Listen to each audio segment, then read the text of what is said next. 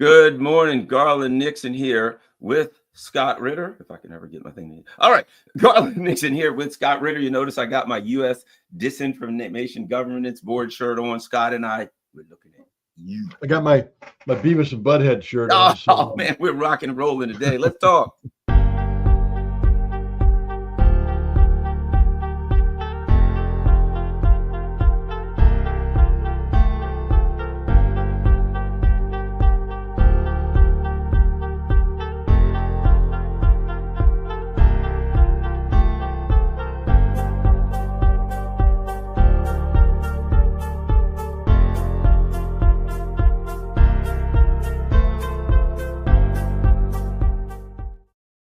Hello, Garland Nixon here. It's Thursday morning, so we're hanging out with Scott Ritter. Don't forget, Scott Ritter's got a website. That's scottritter.com, where you can find all of his good works. And don't forget, when you're there, donate. Try to help keep Scott going and keep doing all the important stuff that he's doing. And of course, look across the bottom. You can see I got Patreon, PayPal, buy me a coffee if you can donate and help the channel. Highly appreciated. All right, Scott, we're going to do something a little different today. Normally, you get pigeonholed. I always and I always hated this. You know this in journalism. When I really first started doing a lot of interviews in the Baltimore area, I was law enforcement official for the state of Maryland, right? And once he's law enforcement official, and they even got the thing that goes under your name, and that's all I would get asked about. Come on, we got a law enforcement question. Mr. Nixon, can you come on? And I used to always go, I want to talk about something else. How about politics? New law enforcement. So generally with Scott, we talk about bombing runs and 155 howitzers and all kinds of things like that. Today, we're going to talk about politics. And I'm going to throw some questions out to Scott. And everybody that knows me, that knows I'm a little weird in a way. Here's what I mean. I always look at politics a little different than other people. I'm not saying better or worse. I think I'm just a creative person. So I got some thoughts that I want to throw at you, Scott, that I think I want to get your feedback on. Let's talk politics. All right, let's go. Let's talk about Trump's cabinet. I'm going to throw something at you that nobody talks about. All I've heard is who he's putting in, right? Here's what I'm going to start by calling it. This is his first draft. Here's what I mean. Look at his last time. What do you have? 3 Secretary of States, 4 Secretary of Defense, whatever, right? If you look at Trump's cabinet, there ain't no guarantee he's going to have the same cabinet by January 20th. And I tell you why. I think we look at the Biden cabinet or the traditional cabinets, and it's an executive branch. You're like Blinken's. First of all, Biden's brain dead, but Blinken and Sullivan and these clowns are making all the decisions, right? We're going to do this, then we're going to do that. We're going to do this, then we're going to do that. And old bobblehead Biden, he's lost. Trump's a top-down executive. He's a CEO type, right? So he says, this is what we're going to do. Do this, this, this, this, this. And if somebody pushes back, you are out of here. See ya. Rex Tillerson, nice knowing you. Next person, right? Trump's a different, and this is not a positive or negative. Trump's a different animal. And I think the assumptions that we make when we see a cabinet, certainly you can take something from that. I think it's different when it comes to Donald Trump. I don't know if that's good, bad, or indifferent. I'm throwing that at you. Scott Ritter, your thoughts on that soliloquy that I started off with? Well, I think you're right. What I would point out, though, is that he's done this before. This isn't Donald Trump rolling in for the first time like it was in 2016, 2017. He's done this before. And he had 4 years to reflect on mistakes, on what went right, what went wrong, and also to solidify his vision of governance. Whether you agree with it or not, it doesn't matter. Donald Trump's vision of governance. And so I would say that Donald Trump version 2.0 is orders of magnitude more prepared for what's about to happen than Donald Trump version 1.0. His cabinet is not accidental. In fact, I mean, I like one of the bad things about X, Twitter, is the knee-jerk capacity to make a fool out of yourself, or to jump to conclusions. I call it the House of Representatives of social media, full of people who are doing this, as opposed to the Senate, which is supposed to be, looking at things long-term, calmly, etc. And I, like everybody else, when some of these initial cabinet appointments were being made, we're going, what the heck is going on? Two things. One, this was never going to be good for the Palestinian cause. I think everybody understood that going in. So all the people who, like me, are holding that standard out there, it's a stupid standard to hold out. It doesn't mean that it's not a moral standard, but it's a stupid standard. Why? Trump was never going to be good for the Palestinian cause. So when he appoints people that reflect his vision of, Israel and Israel's place in the world, and what you're going to now scream betrayal? He didn't betray anything. He betrayed the Palestinians from the get-go. This was never going to be good. So what I would advise people to do is never forget the Palestinian cause. Of course, we will continue to fight for a free Palestine, but stop using that as a standard to judge the Trump cabinet, because it was never going to be good for Palestine, ever. Now, as you said, Trump is a top-down person. Okay, let me remind people, let's just dissect one of Trump's major foreign policy initiatives undertaken during his first term, and that was denuclearization of North Korea. It was a policy nobody supported but Donald Trump. And the American people. Well, the American people. Yeah, but I'm talking within the establishment, within the government.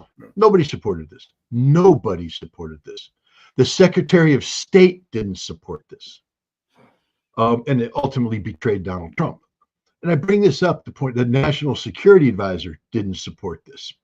So the reason why I bring this up is, people look at Marco Rubio and they're saying, well, he's this, that, and the other thing. Marco Rubio is a senator who is expert at what I call long-range sniping. His job is to go on the talk shows and be critical. The buck don't stop on his desk. He can say anything he wants. He can criticize anything. He's not responsible for anything. And now he's going to be Secretary of State. Today there was a meeting between Vladimir Putin and between the Russians and the Saudi Arabians, where they basically said, hey, we're going to start working together. Resolves a lot of things. People were talking about OPEC plus, are the Saudis and the Russians going to break off, start a war? Is the United States going to split them up? They just came together and said, no, we're in, we're tight. That's the reality that Marco Rubio is going to inherit. And the other reality is that Donald Trump doesn't want a damn war. So Marco Rubio is going to be told from the start, I don't want a war. Hey, Marco, BRICS is out there. Go fix it. And Marco is going to have to build a team to focus on. He's not going to be able to do long-range sniping. He's going to have to start solving problems. And that's a completely different posture, especially when you're told from the get-go, and war ain't a solution. We're not going to do war. He brings in a Secretary of Defense nominee, and everybody's like, I mean, you can look at all these statements he makes, but there's two statements that stood out to me. And again, I look at it again from the top-down thing. The Secretary of Defense is not going to make defense policy. Please understand that. Donald Trump makes defense policy. And Donald Trump's policy guidance are no war, make America stronger, and fix the efficiency of government.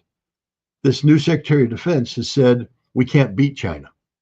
Straight up said, we can't beat China. Our military can't do it. And he said, our procurement system is broken. It takes forever. It costs us too much money, et cetera. We just saw what his priorities are going to be. Rebuild the American military and rebuild American defense industry. We're not in a position to go to war today. Now, we have these two people, the Secretary of Defense, the Secretary of State. We have a national security advisor who's very hawkish. But again, the national security advisor advises the president. You want to know, I think one of the, from a national security standpoint, the most important nomination that he made is Tulsi Gabbard. I was about to say that we agree on that. Let me know this. Most Americans don't know that CIA director will now report to Tulsi Gabbard. 100%. And we all know Ray McGovern. Yep. We love Ray McGovern. And Ray McGovern used to do the presidential daily briefing back when it was controlled by the CIA. You know who briefs the president every morning? the Director of National Intelligence. The presidential daily briefing is the responsibility of the Director of National Intelligence, and Tulsi, being a Trump insider, is going to deliver this briefing personally. So Donald Trump is going to wake up every morning with the lovely Tulsi Gabbard. That's a very sexist thing. I apologize for that, but I'm just saying. She's very, Tulsi's beautiful. That's not sexist. That is a firm grasp of the obvious, my friend. She's a stud too. I don't know if you saw her in that recent Special Forces Are you competition. kidding me? She's It's like, tough. holy cow. But Yeah. she's going to come in, and she's intelligent, she's articulate, and she has a worldview that's realistic. It's not governed by phobias and prejudices. She's able to say Bashar al-Assad is probably the best thing for Syria, and we might need to find a way to work with him. Vladimir Putin is right on Ukraine. We might need to. She's going to come in, and she's going to set the world stage for Donald Trump. And then Donald Trump's going to take that world stage and turn to the State Department and Department of Defense and say, this is what I want you to do. This is what I want you to do. They're going to be reacting to him, who is going to be reacting to the briefs given to him by Tulsi Gabbard. I am no longer panicked about the national security of the United States. I actually think that Trump, remember that I did that meme where there's 1 in 14 million chance of saving America. Vote Donald Trump. I think we're still on that path of the one right now. For a while there, I thought we were getting diverted off. I think with Tulsi, we're right back on it, because what I just described logically is how, looking at past precedent, the Trump presidency works. He is a top-down leader. He directs. He doesn't. He'll listen, but he's not going. Marco Rubio is not going to come in with a big policy plate paper and say, "Mr. President, this is how we're going to reform the world." Trump's going to throw that away and say, "No, I'm going to tell you how we're going to reform the world. This is what we're going to do, and now you need to go do it." I don't know if Rubio lasts more than 2 years, because it's going to be a very difficult thing for a man possessed of his ego. I think this Secretary of Defense could last 4 years and become one of the most important Secretary of Defenses if his focus is avoiding war, unnecessary war, building up the American military so that if we are called upon to go to war, we can win, and doing something about this $1 trillion defense budget that produces nothing. The fact that we throw all this money out there to reform the way we procure weapons and how we spend our money, and working hand in glove with Elon Musk and Vivek over there at the Department of Governmental Efficiency to find ways to cut. But Trump's election was a revolution. That's the other thing people don't understand. This isn't your normal transfer of power. This is a revolutionary transfer of power. This is a revolution. It's meant to be uncomfortable. It's meant to be different. It's meant to shake things up. So now he's appointed people that are uncomfortable, different, and are shaking things up, have the potential. And we're all shocked. I walked my dogs this morning. Driving in, we have a local radio channel, WAMC. It's like an NPR type thing, public radio. I mean, it is staffed from top to bottom with progressive liberals. And I was listening to this this panel.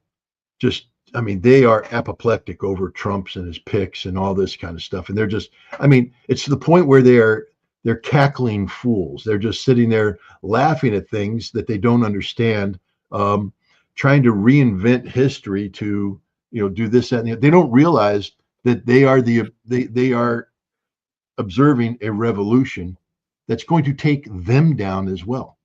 I mean, this is a revolution that will be societal in scope and scale. The media, the legacy media that sustained progressive liberal thinking is collapsing. Time Magazine collapsed. Washington Post collapsing. They're running out of money. CNN is going to fire Caitlin Collins, probably. Anderson Cooper, because they can't afford to keep them there. MSNBC, are they going to be able to keep Rachel Maddow? Because they can't afford Rachel Maddow. They're for sale. MSNBC's for sale now. And they ain't they're going to all, be able to sell. Who'd buy it? No one's going to buy that. Right. So, and so this is the end. This is a revolution that's taking place, for better or for worse. I'm not sitting here weighing in on it. I'm saying this is going to be a revolution. So strap in, buy some popcorn, and enjoy the ride because you're going on a ride whether you want to or not. Well, one of the things I think that's important about Tulsi Gabbard is this difference.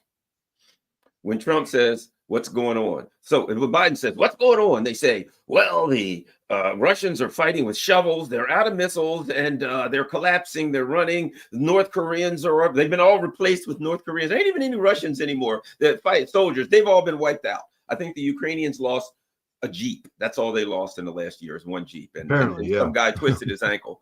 Other than that, they're fine, and the Russians have lost they've been wiped out. There's no more Russians left. That's why they had to replace. So that's what Biden hears.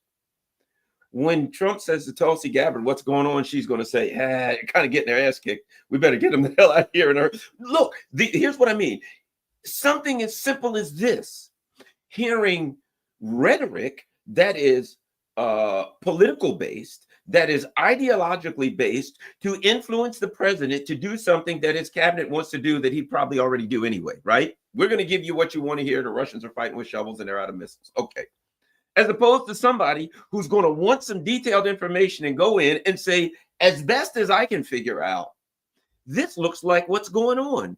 At least, even if Trump makes the wrong decision, the right decision, whatever, you're going to make a different decision if somebody tells you the Russians are fighting with shovels, as opposed to somebody says Ukrainians are running for their life. They're getting a living crap bombed at them with 3,000-pound bombs. Yeah. Look, when I went through intelligence school, the master sergeant that was instructing this course was, we've been around the block, and he, Vietnam War, and he had been in Grenada and Lebanon, and he just told us straight up, your job is not to please the boss, to tell the boss what he or she wants to hear. At that time, it was exclusively he. He said, if you lie, the Marines die. You are a literal lifesaver. Your job is to go in and tell the boss the ground truth, the reality, no matter what the consequences. They may be furious, but if you're telling the truth, that is your defense. I'm not here to whisper sweet nothings in your ear. I'm here to tell you what the reality is so that you can make the right decision based upon the truth. That was the job of an intelligence officer. When you take a look at the intelligence establishment that as it exists today, nobody tells the truth. They all have allowed themselves to be politicized. They tell the president what the president wants. And this goes back to George W. Bush saying we need to fix the intelligence around the conclusion we've reached about weapons of mass destruction. We are saying Iraq has it. Don't tell me the truth. Tell me Iraq has it. That's the message I want. Clapper sat there with the geospatial, what used to be the National Photographic Interpretation Center. And he's the guy that does the imagery analysis. And he told his people, find weapons of mass destruction. Even if it doesn't exist, find an image that suggests it exists. And that's what Powell used to brief, people, brief the Security Council. These are liars. I'm just being straight up with there's not a single senior level intelligence official that's capable of telling the truth, because their entire career, in order to get promoted, they have lied. They lied about weapons of mass destruction. They've lied about Russia. They've lied about Iraq. They've lied about everything. They cannot tell the truth. This is why Tulsi Gabbard is a breath of fresh air. She, again, one of the things that DNI does is the DNI runs the National Intelligence College. And within the National Intelligence College, you have these national intelligence officers, and they're the experts. So when Congress says, I want to know more about this, that's a directive. Or the president says, I want to know more about that. The DNI turns to a national intelligence officer and says, produce an estimate. And then the national intelligence officer turns to one of their deputies and say, you produce the estimate. And they hire some people and they do the research and they produce the estimate. The national intelligence officer position is an extraordinarily important position. And it has, for instance, on Russia, over the recent years, it's been exclusively staffed by Russophobes, literal Russophobes. I've done the research on them all. They're all Russophobes.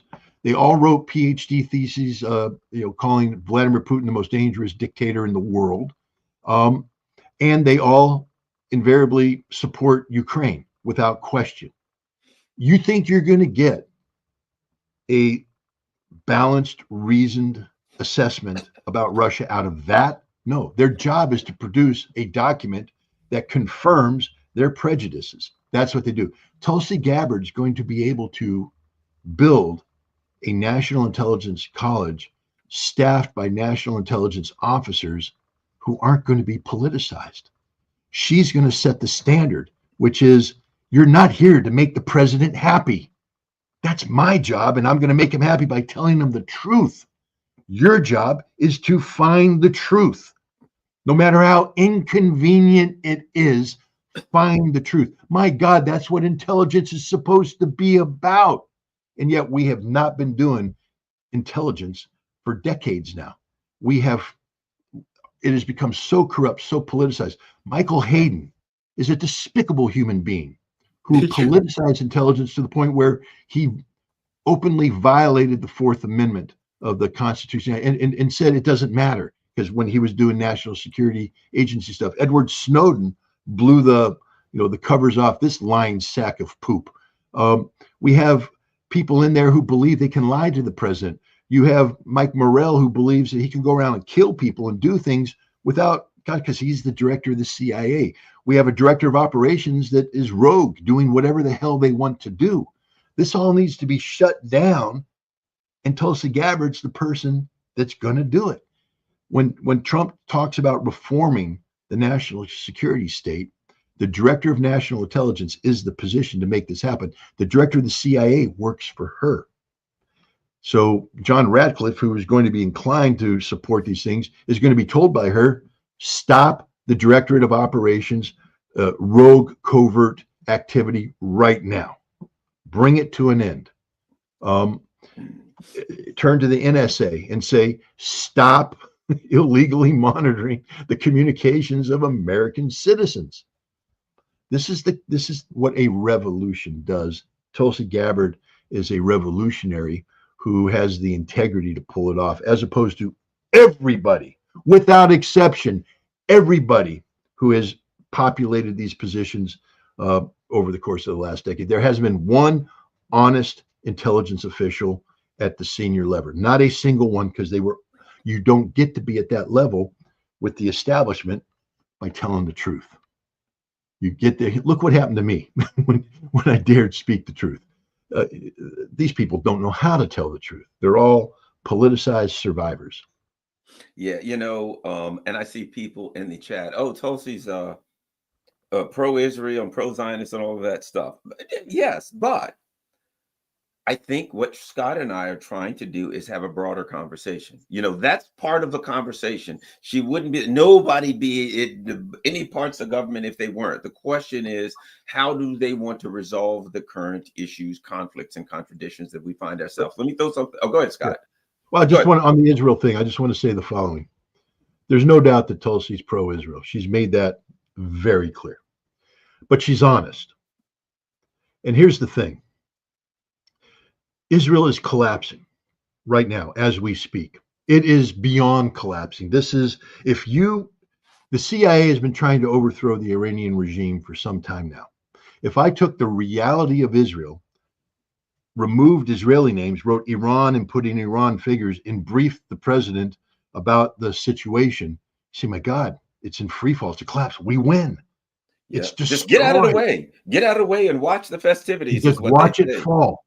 This is the reality of Israel. It doesn't matter that Tulsi's pro-Israel. She has to report on the reality. When the president says what's going on, she's going to say they're losing in Gaza. They're losing in southern Lebanon. Iran can beat them at will. Their economy is finished. Politically, they're in free fall and collapse. Mr. President, Israel's a basket case. And so now the president's job is going to be how to save Israel, not make Israel stronger. A completely different policy directive, which has to incorporate reality. And if you don't think between now and January 20th that there's going to be even greater change in the Middle East that's detrimental to Israel, you aren't following the Middle East. Seymour Hersh just published a Substack that I recommend everybody go and read about what's happening to Benjamin Netanyahu right now, who's committed even more crimes, releasing highly classified information and then misrepresenting it to the Israeli people. Tens of thousands, if not hundreds of thousands of Israelis went into the streets previously protesting about the inability of Netanyahu to bring the hostages home. He has tried to blame it on Sinwar and Hamas. What is happening now is this is proof that he was lying, that he, Netanyahu, undermined this, that these hostages could have been home by now, but he refused to do it. This is a political crisis beyond imagination here in the United States, and it's unfolding. It's so bad the presiding judge had to seal it out of fear that Israel would break up into a civil war. This is how bad it is in Israel. And the President of the United States on January 21st is dealing with that reality, not, Abrams Accord, making relations with this, that, and the other thing. The Saudis have said they will not normalize relations with Israel until there's a Palestinian state. And Trump ain't going to talk them down from that. So Trump now, to be pro-Israel and all this, is going to have to start talking about a Palestinian state. You see, the reality will dictate the policy. It doesn't matter that Trump is pro-Israel. Trump will have to deal with the reality of Israel's collapse. And so I tell people, it doesn't mean that I'm, sympathetic to the Zionist supporting people in Trump's administration. I'm just cognizant of the reality that the reality that they have to deal with is one where Israel, left to its own devices, is going to die, literally die. The Israeli state will cease to exist. Some Israeli generals who were talking to the Israeli media say it will cease to exist within a year. So we're talking about a rapid decline, a rapid collapse. By the summer of 2025, Israel no longer exists. That's one extreme potential. I think it could probably drag it out for another 3 to 5 years. But either way, Israel's going down. And that's the reality that's going to drive U.S. policy, how to save the Zionist state. And as a result, reality will have to inject itself in, and that reality includes a Palestinian state. So for all the people out there that are just, refusing to have any other discussion but Israel, I just told you that the resistance, Iranian-led, has created a reality in the Middle East that the Trump administration can't simply sweep away. Israel is in free fall. It has lost this war, and it is in danger of ceasing to exist as a nation state. That's the reality. Yeah, Israel, the position they're in is kind of like the old, my dad used to, he's one of those old guys that would tell the same joke over and over. And one of his jokes was, I went to the doctor. He said, I got bad news and worse news. Really, what's the bad news? You got 24 hours to live. What could be worse than that? I forgot to tell you yesterday. Right. So that's Israel. That's Israel right there. They're done. But, and I'll add this. I think we're looking at, with Trump, it's going to be an emotional roller coaster. It's going to be exactly what it is. You're going to wake up in one day and say, oh my God, I can't believe Trump did that. I never thought he'd do I never thought well, that's fantastic. And you're going to wake up the next day and this part of your hand is going to hit this part of your, he didn't do that. Bring that guy. Look forward. That's what Trump's going to be. Get ready for it. Strap in your seatbelt. It's going to be an emotional roller coaster ride. Yeah. Something else I think is of great consequence here. And since the Middle East, again, history is always a good predictor. You got to take this into account. The Saudis are now tight with the Russians and very tight. Hey, look, man, they're trying to eat. Who's buying the most oil? The Chinese, right? The Gulf states, they love the Chinese because they're buying oil. And of course, the Russians, they recognize their diplomatic and their military power. Everybody's, realize the global South, all of these countries are male dominated. They're male dominated, tough guy kind of things, right? They're tough guys. They're old school tough guys. I know the Black community, the Latino community, right? The global South, old school, patriarchal, tough guy. And they're looking at Putin and they're saying, You kicked France, Germany, all of those, you know what I mean? All these baguette eating bastards, they all came in your up to your border. You told them to stop, they wouldn't stop, and you kicked their ass. That goes over big amongst the Muslim world. They're looking at Putin saying, you're the toughest guy on the block. China, you're buying the most. So they're tight with those guys for a number of reasons. Here's what I'm getting at. Trump was very tight with the Saudis. Very, very good relationship with the Gulf Arab states, with the Saudis. Sold them a lot of weapons, made a lot of money. Perhaps his son-in-law might have got a few dollars, shaved a few off the top, did the old Hunter Biden, but at least he didn't sell pictures. At least they're more open with it, right? He wasn't selling $800,000 finger painting things that look like, a 5-year-old did it, right? Here's my point. The Gulf Arabs have made it clear. The Saudis are now doing military exercises with Iranians and demanding, it's out there. The Saudi MBS has demanded that Israel, and he ain't talking to Israel, he's talking to the US. Israel doesn't attack Iran. They don't want a regional war. They're making too damn much money and things are going well for them. Right? So they want things, man, we're making a lot of money, things are going, we don't want a war. And Trump's tight with those people. I think that has an effect, because in order to clean this thing up in the Middle East, he's going to have to deal with the Saudi Arabias, the UAE, make deals with them, bring them back into the fold. And they're now no longer, we hate Iran. They're now like, Iran's tight with China, we're tight with China, and we're all making money. Let's kind of calm this whole war thing, an old Sunni versus Shia thing down, because we're making too damn much money. Anyway, your thoughts on Trump's tight relationship, historical, with the Saudi and the Gulf Arabs, and how that affects the dynamic, and the fact that they don't want any trouble. Well, remember when Trump went over there during his first presidency, you remember sort of embarrassing to watch as an American, but he was out there doing the sword dance and all this kind of stuff, and touching some weird orb. Remember that they had some orb that he's I'm like, what the hell is that orb? It gives me the creeps.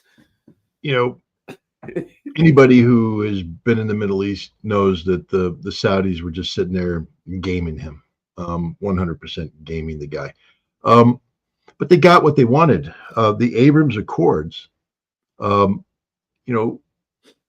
was all about Israel, about, normalizing relations, putting Israel in, but Saudi Arabia was like, this is going to prop us up as a regional leader. At that time, they were still leaning hard against Iran. They were willing to set up the Sunni shield against the axis of resistance, the Shia crescent. That was Saudi Arabia's policy. And then Trump went away. And Saudi Arabia, the Biden administration came in and kept the Abrams Accords going. But the Biden administration, the thing about Trump is that bluster can only take you so far. The reality was under Trump that he understood we had to start retrograding out of the Middle East to get out of these endless, stupid wars. He was talking about withdrawing from Syria, from Afghanistan, the whole thing, retrograde. And he wanted the Saudis to step up and take the lead in creating this Sunni shield that would be paid for by them, not by us. Well, Trump's gone. Biden comes in. Afghanistan is a disaster. Everything Biden touched was a disaster. Nothing went well. China rolls in, again, at Russia's behest. We tend to forget that even though China got all the credit for brokering the rapprochement between Iran and Saudi Arabia, it was initiated by Russia. And, the Chinese and the Russians come in and they make this deal that talks about stability, breaking the paradigm of the Sunni shield against the Shia crescent and saying, live together, work together. BRICS is a game changer. Even though Saudi Arabia is still on the fence on this one, the United Arab Emirates is all aboard. They're a permanent member now. And again, because of the ignorance of the United States, because we don't allow ourselves to focus on Russia, I will tell you this. I was in Kazan in May of 2023, before BRICS. They were receiving Gulf Arab delegations on a daily basis. There are direct flights into Kazan. Kazan is, a Muslim state, but it's a major regional hub for things. It's part of the Russian Federation, but it's an Islamic part of it. Chechnya is receiving Gulf Arab delegations every single week. There's a new delegation coming in because the Chechens are a force to be reckoned with. In the West, we denigrate them, we pick on Kadyrov, we make fun of them, we mock them. But no one in the Islamic world does that because these are two major Islamic republics within the Russian Federation that are interfacing in a very dynamic and effective way with the Gulf Arabs. And we in the West ignore it because of our prejudices. We're not going to go to Russia. Of course, why would we go to Russia? Well, if you went to Russia, I don't know, maybe you'd get to meet with, Ramzan Kadyrov and have a conversation. Guess who did that? Oh, me. Maybe you'd go to Kazan and meet with the regional actors there and find out what's going on. Guess who did that? Me. That's why the FBI came in and shut me down, because, my God, we can't let Scott Ritter tell the American people about the reality of Russia and what's going on. We have to keep them ignorant, stupid, and susceptible to misinformation. But Saudi Arabia right now knows where its bread is buttered, and it ain't buttered in the United States anymore. Yes, I believe Donald Trump will come in and, attempt to have friendly relations. I think the Saudis will receive him. But the Abrams Accord are dead. They're not going to be, it's over. That was Trump's big diplomatic achievement in the Middle East, and it's gone. It's finished. And the Saudis are going to be telling him new realities. And Tulsi, again, this is the genius of having Tulsi Gabbard. She's going to be there with the president going, yeah, this is a new world, Mr. President. We have to come up with a new way of doing business here. And she's not there to suggest policy. And that's the beauty, because she's not going to be challenging the president on the policy. She's going to say, no, if we do that, the Saudis will respond this way, this way, this way, this way. Marco Rubio is going to be called upon. And he's going to be like, but I don't want to do anything that brings stability to the region. But the president's going to be like, hey, little Marco, come here, buddy. Puppy, heel. Yeah, I need a policy statement about improving relations with Iran. Mr. President, hey, Marco, shut up. You're just the Secretary of State. Tulsi Gabbard just told me that if we don't find a way to improve relations with Iran, we could deteriorate to a war that my Secretary of Defense just told me we can't win. So, little Marco, shut up and do what I just told you to do. That's the reality of Marco Rubio's Secretary of State tenure. He is going to be taking instructions from the president to implement policies that he has no say in whatsoever. So I think we're dealing with a new reality here. It's also, listen to what Trump has said about Iran.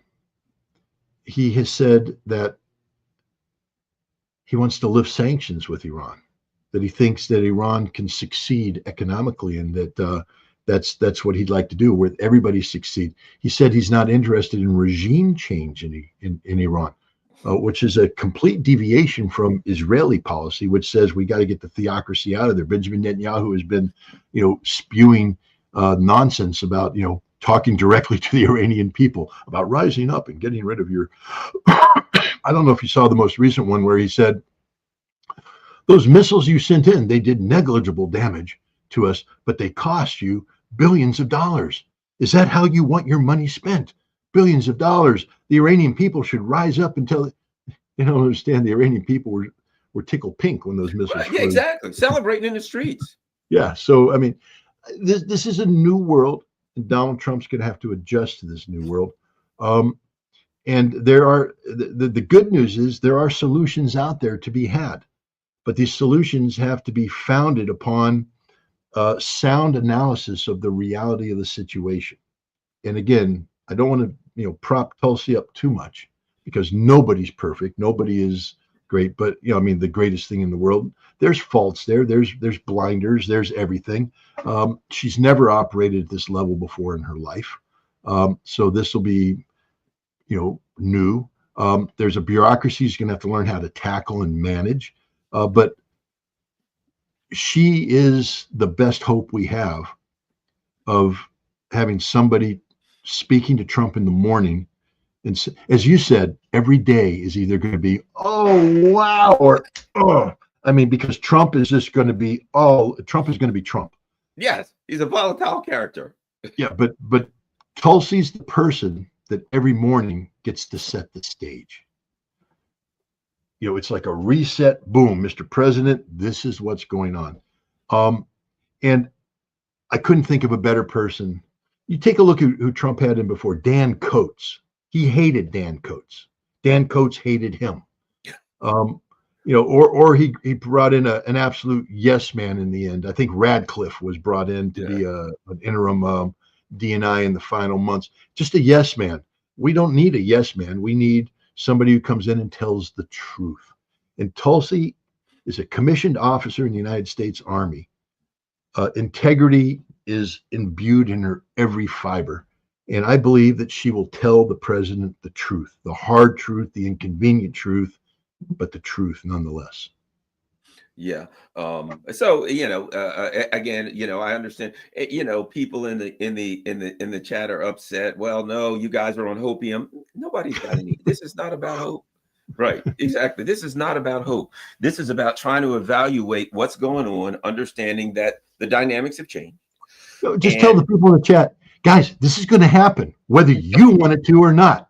I don't really give a flying rat's ass what you think, because it doesn't matter. This is going to happen.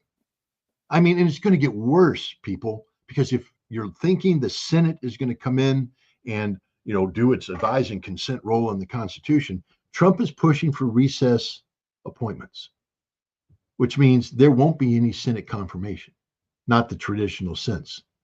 And so everybody's like, well, Tulsi will never make it through. The Secretary of Defense nominee will make it through.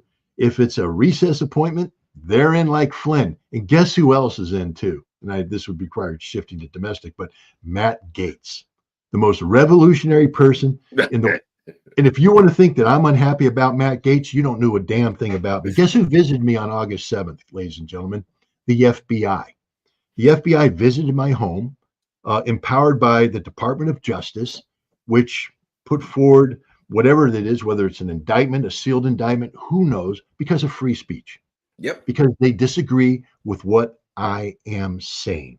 And this isn't a one-up. The FBI has been doing this on a regular basis since 1998, when they were indicted me and were pursuing me for espionage, a manufactured case because I dared do my job and work with Israel to disarm Iraq with the permission of the CIA, by the way. They had to drop that charge, but the FBI, when I made my movie in Iraq, the FBI harassed me then, followed me to the airport, took photographs of me to try and intimidate me, surrounded me with cars.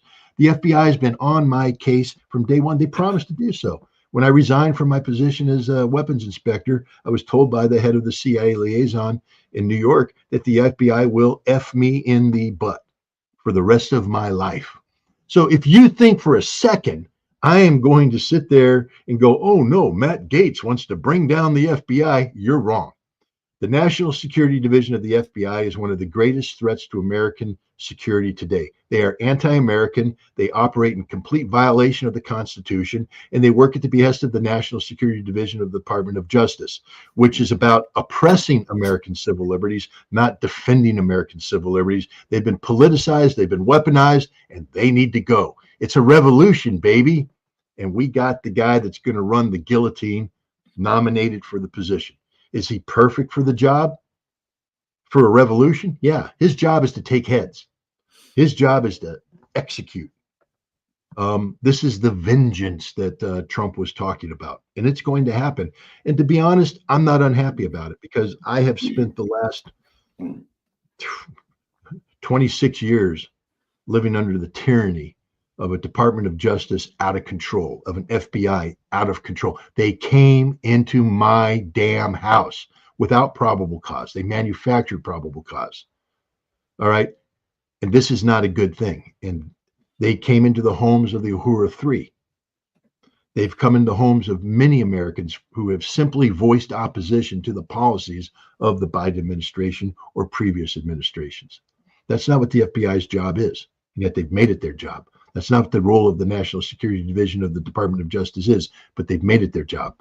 And Matt Gaetz, if you go in and take a look at the grilling he gave Christopher Wray, the head of the FBI, or the grilling he gave Merrick Garland, the current Attorney General, I couldn't think of anybody better for the job. a revolutionary job. I'm not talking about business as usual, going in there and managing it and business. I'm talking about going in and tearing down the corrupt edifice that the Department of Justice has become. Matt Gaetz is the guy. That's my position. There's some things it's going to be interesting to see if he looks in. Hopefully we won't have to wait 75 years now to see Seth Rich's laptop. Be interesting to see some things like that I think Gaetz will look into. They're in deep and serious trouble with Gaetz. Again, I'll say, is there going to be things I absolutely disagree with them? Sure. But some of those things that happened over the last few years need to be looked into. And now, whether they can do this or not, they're talking about looking into where the money went in Ukraine. Ooh, that's a real systemic issue. Whether they'll be able to do that, I don't know. But so there's some things. There's hope. No, it's not hopium. There's hope that, you know what? If there's 10 things you want, and you know that if Kamala Harris got elected, not only would you not get any of those 10 things that you want, you get 10 more things that you don't want. So if Matt Gaetz does one thing, that's one thing more than you would have got otherwise. So I'm all for that. Okay. Something else that I think is of great consequence, and I want to get your thoughts on. The world dynamics have dramatically changed since Donald Trump was president. Dramatically. Let me say this about BRICS. People are like, why would they let Turkey into BRICS? Turkey's they're probably going to be, they're going to be a spy inside of the gate. They're going to be enemy inside of the wire. I've listened to Glenn Deason talk about it. I've listened to a lot of other people talk about it. And here's something I think is interesting. I've come to a different conclusion. Rather than Russia and China are got to build a block and BRICS is going to be a block against the US, right? It's something far worse. They're against building blocks. So what BRICS is saying is what the US wants is a nice clean block. I mean, what the neocons want is a nice clean block. Here's our group and here's us. There's their group and there's them. And then we can tell these are the evil. Look over there. Those are the evil guys. We're the good guys. It's nice and clean. The neocons like a nice clean line. The good guys are on that side of the bad guys are on that side of the line. We're the good guys. We're on this side of the line. The real strength in what Russia and China is doing is that they're pushing against that block concept. Saying, kind of like Abraham Lincoln would say, kind of like you're seeing with people like me who are far lefties and dealing with libertarians and conservatives and MAGA people and all this stuff going on. It's saying the things that we agree on that are important, the First Amendment, whatever it may be, let's work on those things together. The things we disagree on, I'll go work on the thing I want. You go work on the things you want. We can come together to make money in BRICS. And we can depart where there's maybe some differences, maybe culturally, whatever, right? The big threat to the neocons is not Russia and China building a bloc.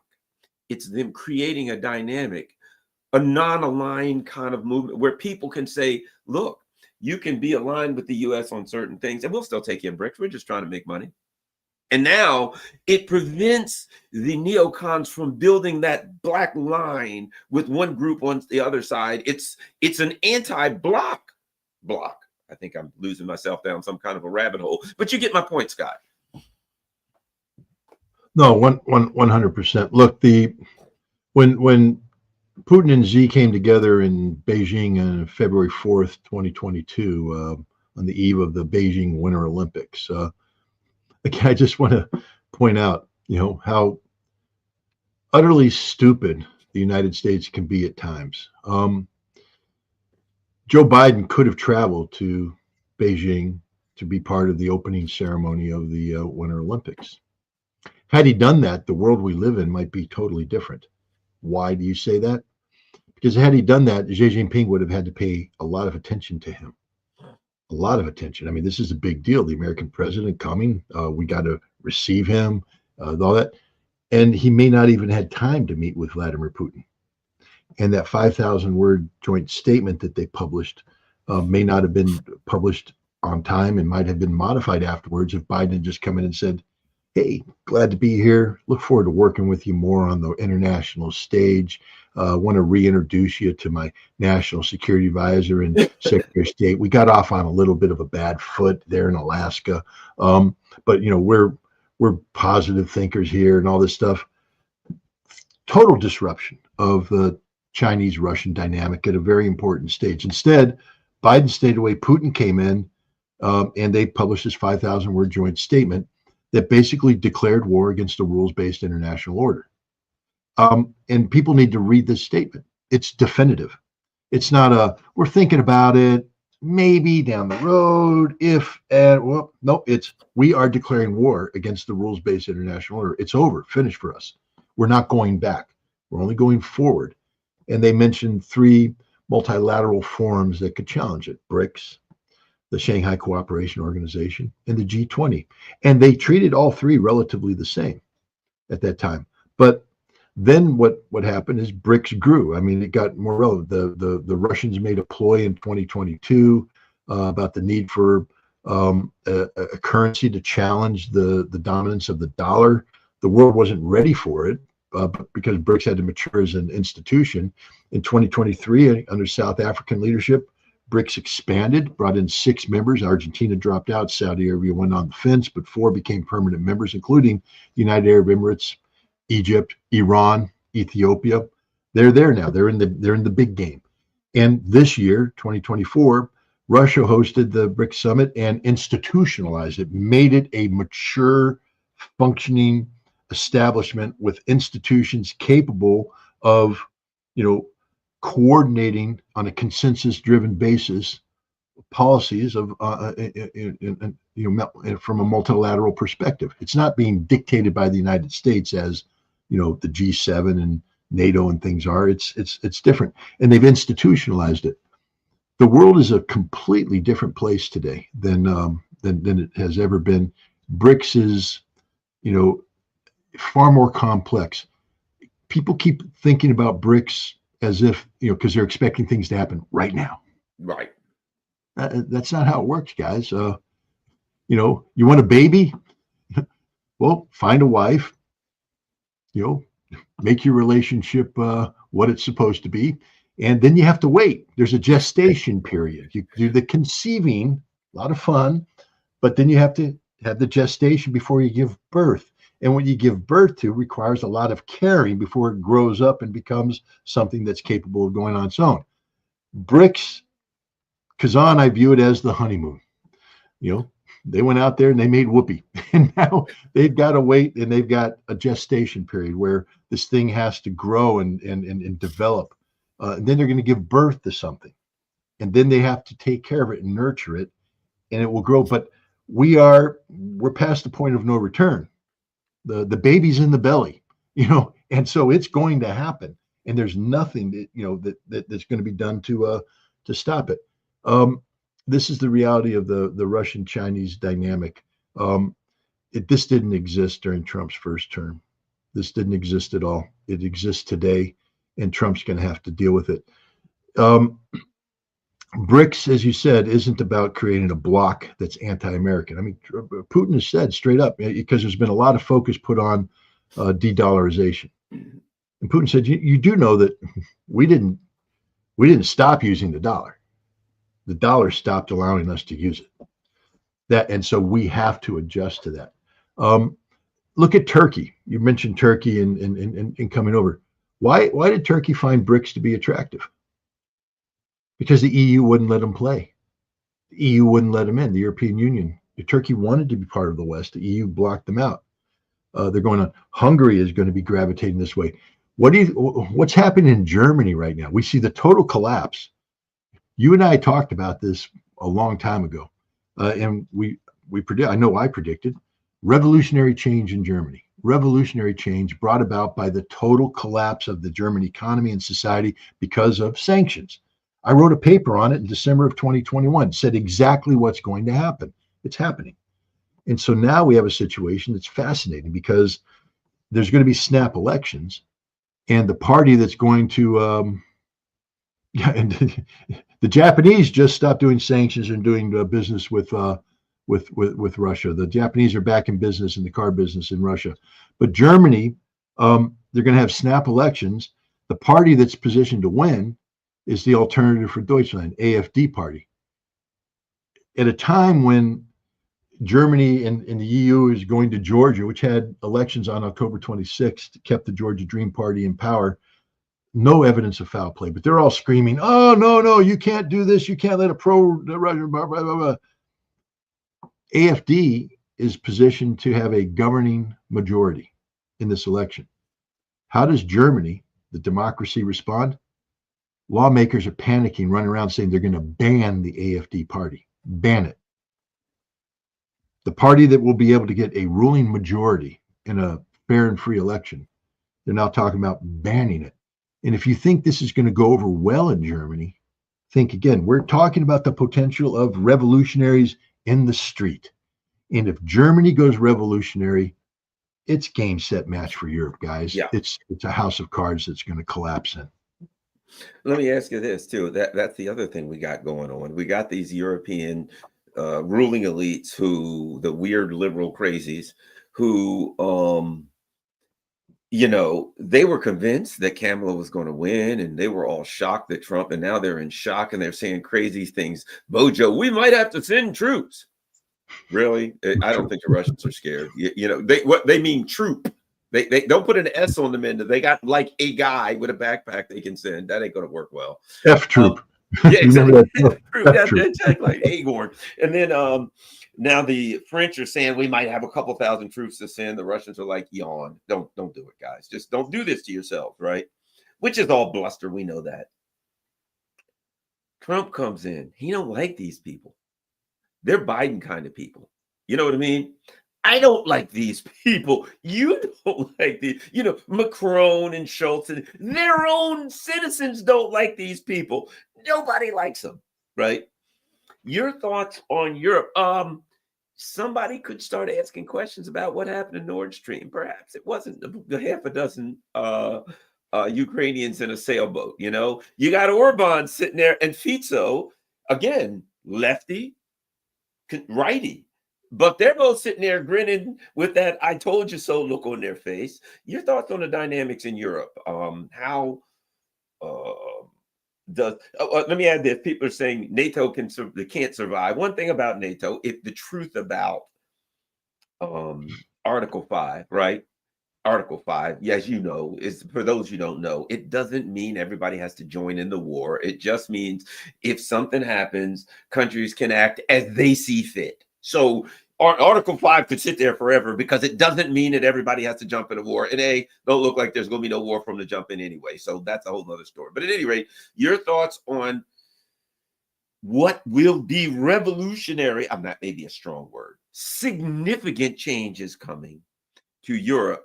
They bet on the Biden administration, and the Biden administration got knocked off the island. Yeah. And now that has to be dealt with. Oh, and again, the Russians are smart. The reason I put that up, the Russians are smart. The Russians are looking at the Europeans and saying, guys, we'll take your business back over here. We got a nice big block, and you can make some money. That's going to be very appealing to a person at Volkswagen that just got laid off. Yeah.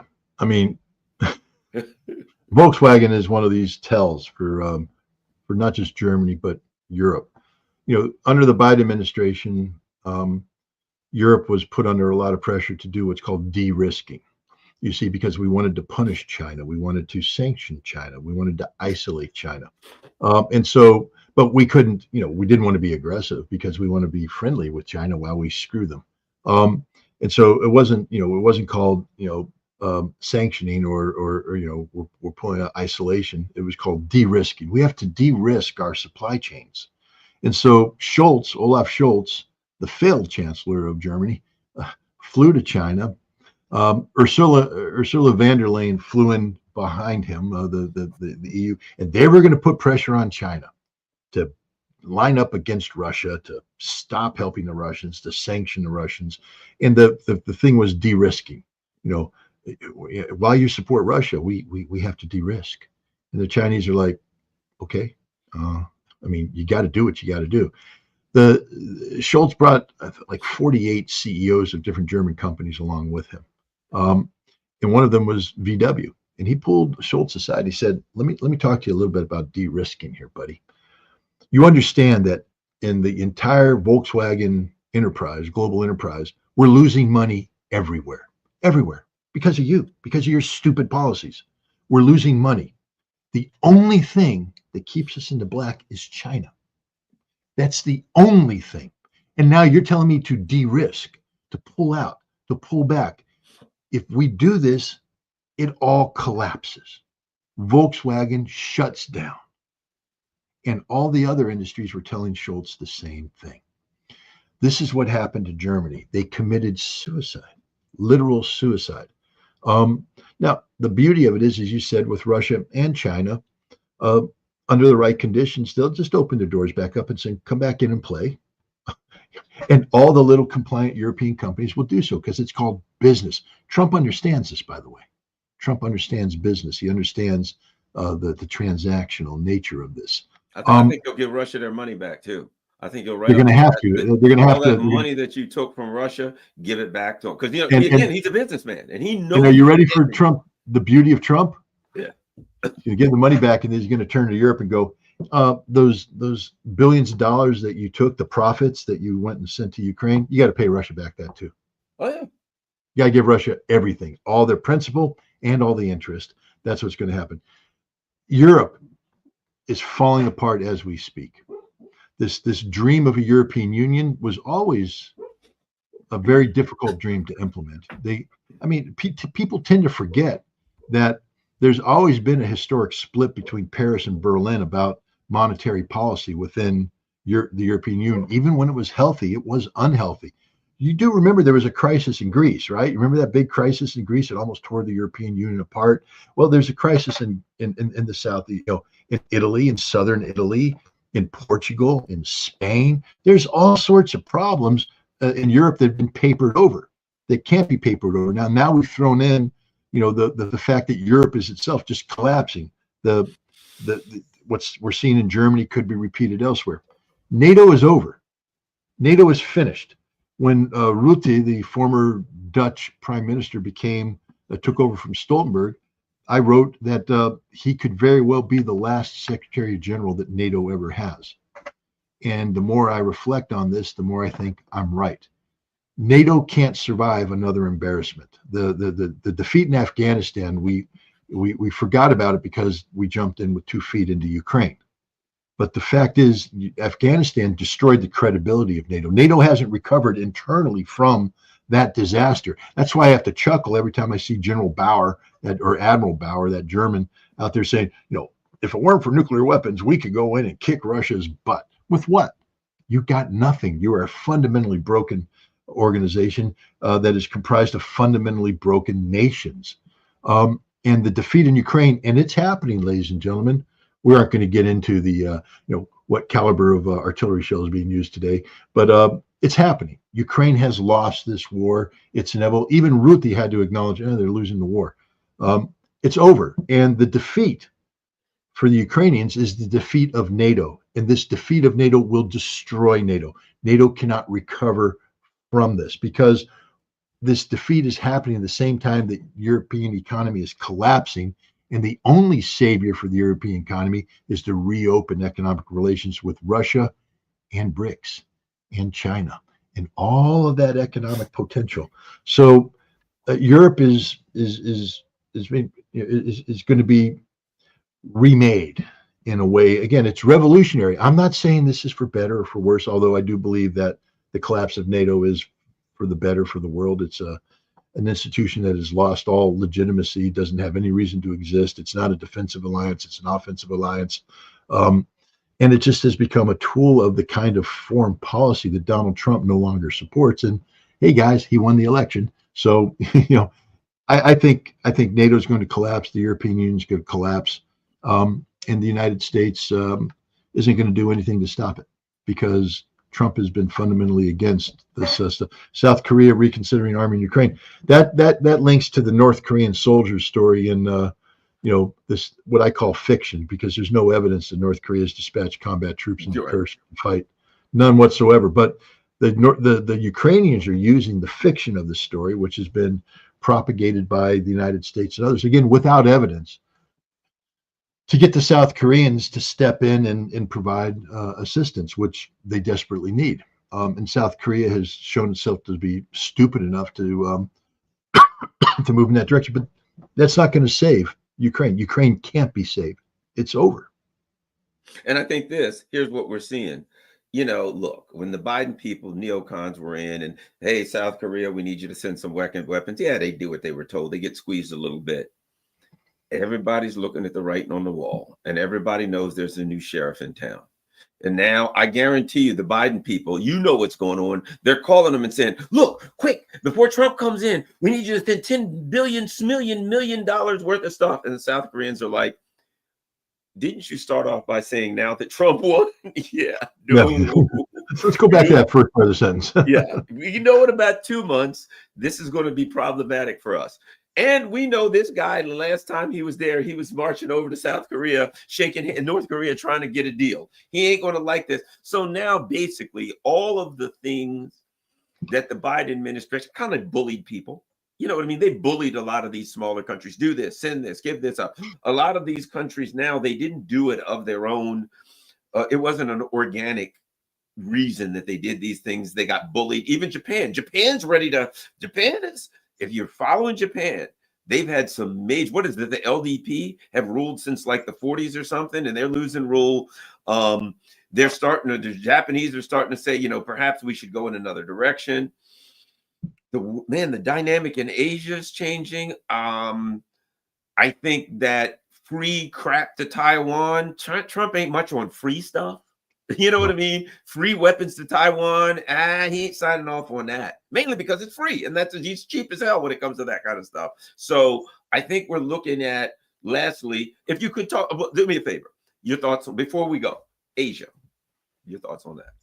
What changes there? I mean, let's look at what happened earlier this week.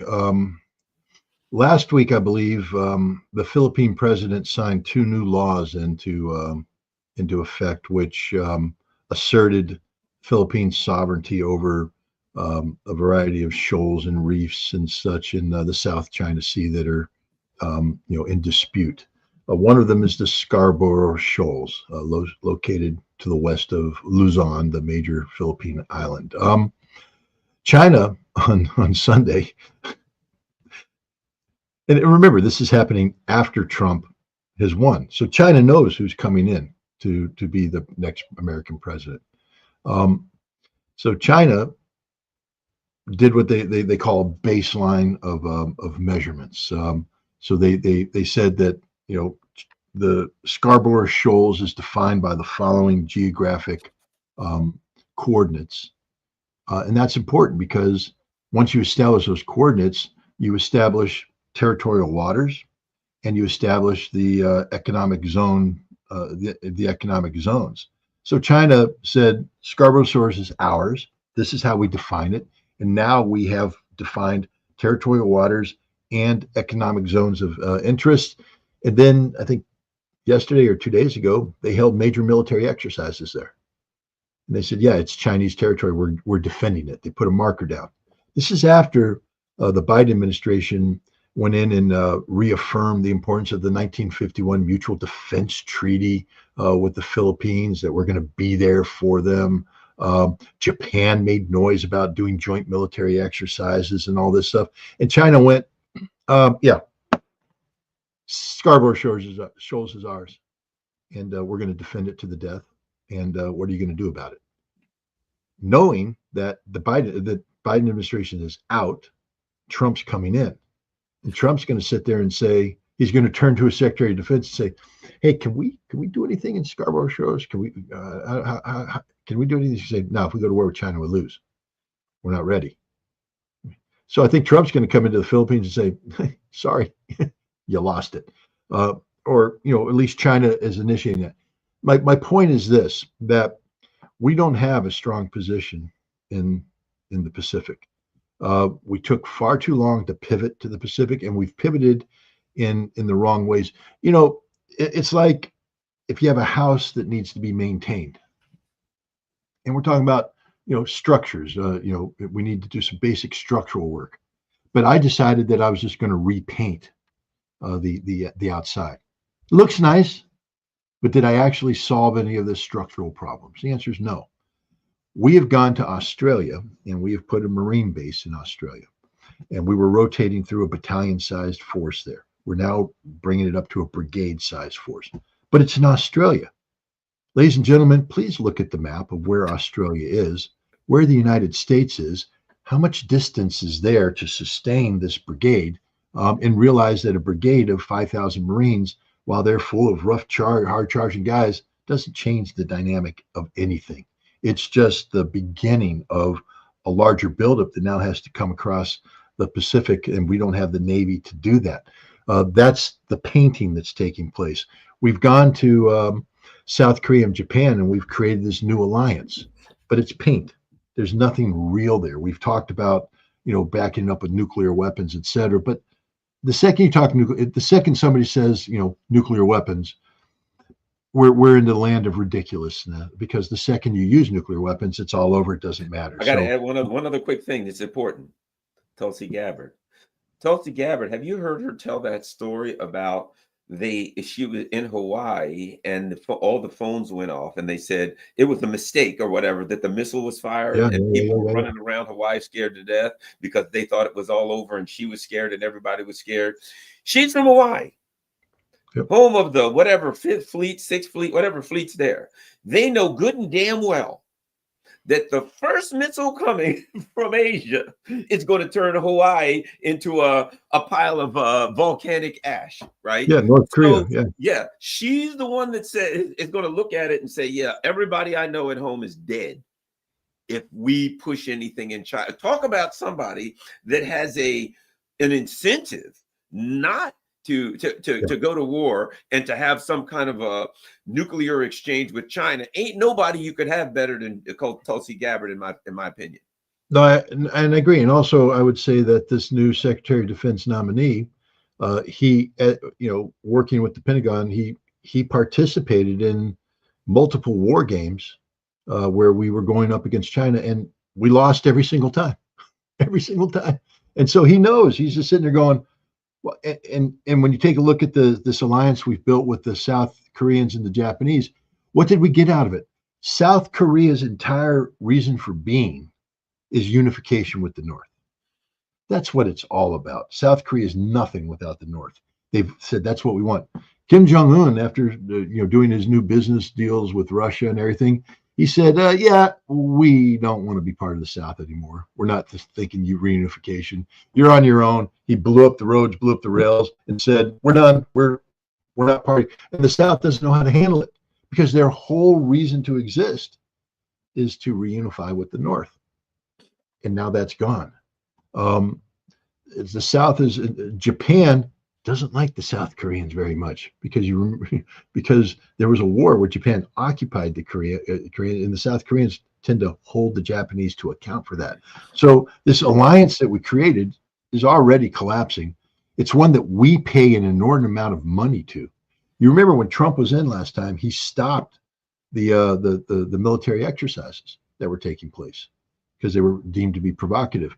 This alliance will be relooked at. Our entire posture will be looked at. I'm not saying Trump has the answers, but what I'm saying is Trump is inheriting a Pacific region where the United States has lost all influence. China is dominant, and we're going to have to look at a different way of doing business. Again, Trump has said that he's inclined to lift sanctions, to start working together with the Chinese in a cooperative fashion, to turn our relationship away from what had become almost a military adversarial relationship under Biden into something different. Can he do it? I don't know. Maybe not. But the Pacific is going to be a major theater of engagement, and how Trump acts is going to define it. I don't think he's going to continue to do business as usual, because, again, he has a Secretary of Defense that said, boss, we can't do anything. Every time we ran a war game, we lost. We have to rebuild our military, which means then he's going to, that means we need to rebuild relationships. And then he's going to turn to Rubio, who hates China, by the way, and he's going to tell Marco, you got to fix China. I think what we're going to see in a Trump administration is a lot of special envoys. Because Marco Rubio, there's no way he sits down with the Chinese and cuts a deal. I think they'll send a special envoy who will do the negotiation, and Trump will be the deal the guy who seals the deal. I think Pompeo is going to be baggage because his positions are so radical, and there's no way Pompeo can Or have you any mean Rubio? credibility. Rubio. You said Oh, I'm Pompeo. sorry, Rubio. Yeah, well, I use On one Pompeo hand, because and yeah, same difference. they're the same thing. Rubio has no credibility whatsoever with the Chinese or the Russians. Can you imagine Lavrov? I mean, he would because he's a professional diplomat. But Lavrov sitting across from Marco Rubio is going to be like, there's nothing serious going to happen here. There has to be a special envoy that has the ability to interface respectfully and responsibly with the Russians and with the Chinese. And again, I don't think Marco Rubio lasts more than 2 years. I think we get up to the midterm elections, and I think Rubio was picked because Trump owes Adelson a favor. And he took $100 million from the widow, and she whispered in his ear, Marco has to be part of your administration in a significant way. So he gave Marco the Secretary of State. But the Secretary of State, Donald Trump is his own Secretary of State. Ask Tillerson, ask Pompeo, and ask Rubio when he quits in 2 years. Do you have time for one more question? One last Sure. question. Okay. And again, it's important. This is an important question.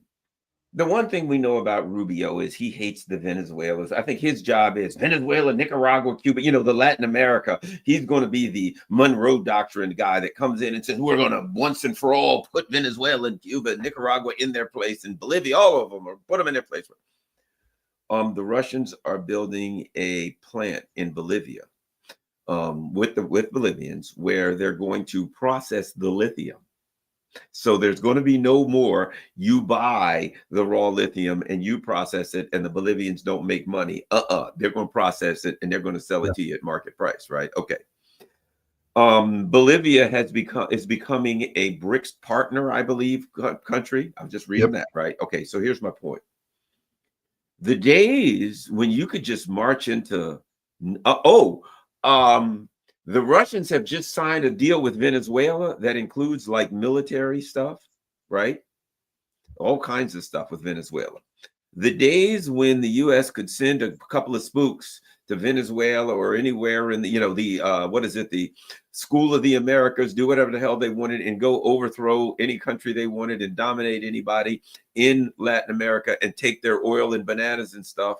I think if they think that Marco Rubio in the era of BRICS, in the era of multipolarity, is just going to go take out Venezuela, who my understanding is they've got help from both Chinese and Russian intelligence to help them find people that are creeping around trying to take out Maduro and things like that. So the days when you could just go into Latin America, as Rubio would want to do, overthrow countries willy-nilly, I think the Rubio people are going to find that there's a whole lot more horsepower from the big boys in Latin America, where it's not necessarily military, but it's intelligence, it's economic, etc. Your thoughts on that?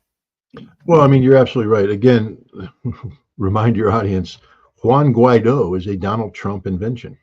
And Donald Trump tried successive military coups against Maduro and failed. And the situation has changed. It's only gotten far worse for the United States in Latin America and South America under the 4 years of Biden. The world that Trump's inheriting is a completely different world. Maduro is cemented in, and he's the Russians and the Chinese are backing him up, with intelligence, with economic support, etc. Look at France Afrique. What happened to France in the Sahel in the last 4 years? They've been evicted from Burkina Faso, from Mali, from Niger. They're in the process of being evicted from Chad and elsewhere. Russia's come in. What did Russia do in Burkina Faso? They're going to build a nuclear power plant. They're working with these nations, not just to extract wealth, but to make wealth. That is, to take wealth out of the ground, build the factories in these African countries that produce the products so that they have the employment vehicles. They turn raw material into more valuable commodities that then are sold so they make the money. This model is being transferred into South America.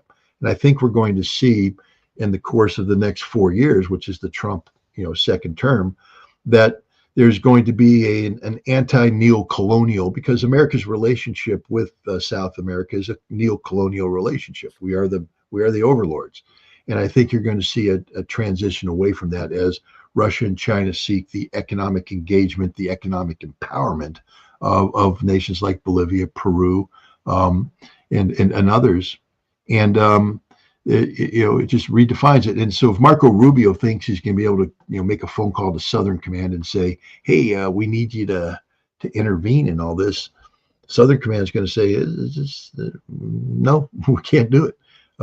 Southern Command has been watching what's going on right now in terms of Chinese investment. I guess there's a port that China is putting in Tangay, Peru, Peru. And so they're building this super port in Peru that's they've already started doing test shipments. They've brought in these container ships. Then they use it to receive the container ships and then use it to send Chinese goods up to Ecuador, Colombia, down to Chile, etc., into Brazil using the Amazon conduit. This is China injecting itself in a major way into South America, and we've got nothing to compete with. We don't. And the Southern Command's watching it, saying, "Oh, there's nothing we can do." What do you want us to do? Invade Peru? I mean, that's pretty much it. And the Secretary of Defense is going to say, "Well, we can't do that. We don't have any troops," because that's the reality. So we're going to be looking at radical transformation of Latin America and South America outside of away from the American gravitational orbit. The pull that we used to have, which was premised on economic domination, political intimidation, and military oppression. Just ask Panama what happens when you try to pull out of the American-only orbit. So that's over. Those days are done. And I think we're looking at a whole new dynamic that's going to play out over the course of the next decade. Hey, everybody, don't forget, go to scottritter.com. That's Scott's website. You can find all of his good work there. You can follow what he's doing. Also follow Scott Ritter on, are you on X? You're on X, right? I am, yeah. Okay, so you can follow Scott on X. You can follow Scott on Telegram. And when you go to his page, make sure, if you can afford it, that you donate to help keep him going. Also, share scottritter.com on all your social media platforms. Make sure you share this on all your social media platforms. See everything scrolling across the bottom. If you can afford Patreon or PayPal or buy me a coffee, any of that stuff, that's great. If not, who cares? Everybody, so we got 2,277 people right now. That means that we should have 2,277 posts on Facebook and Instagram and X and all that stuff. Everybody can do that. Everybody, please post this. A lot of people need to hear this. People are going to like it, not like it. But I think what's important, right? There are people in the chat, oh, you guys are dreaming, blah, blah. I don't have a problem with that, because this is a discussion. Because this is what you're not going to get on MSNBC and CNN and Fox, a discussion of people who say things, and you can say, that's a pile of crap. Thanks for watching the show and telling us it's a pile of crap. I certainly appreciate you being part of the conversation. All right. Thanks a lot, everybody. We're out.